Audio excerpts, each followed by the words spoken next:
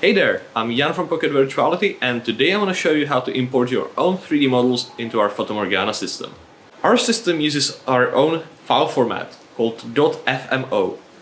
It contains not only the 3D information, but also animations, text or image banners, and most importantly, the position information.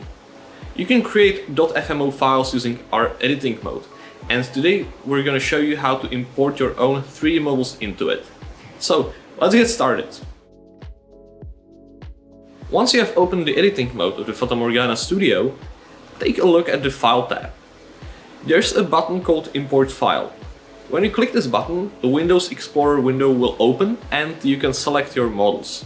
Fata Morgana Studio currently allows you to open many common 3D file formats. So here's a list of them.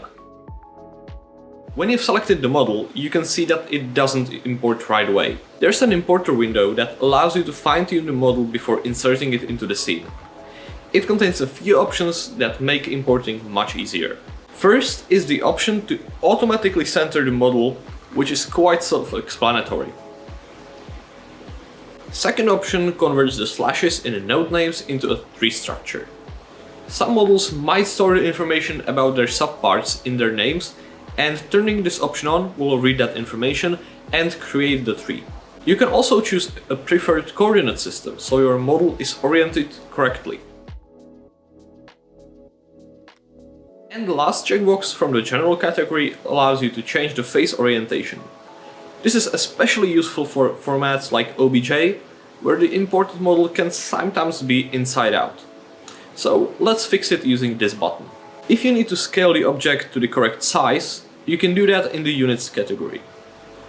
Your models should have the correct information about their size already attached, but if your model appears to be too small or too big, you can fix it here.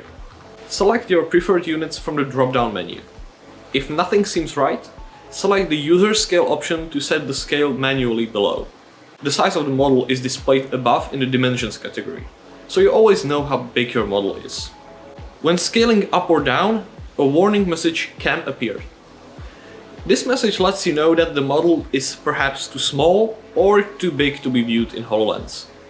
But you can import the model regardless of that message, because who are we to judge the size of your models? So when your model seems just about right, you can place it into the scene and start creating your scenarios. But creating your own scenarios is a topic for another video.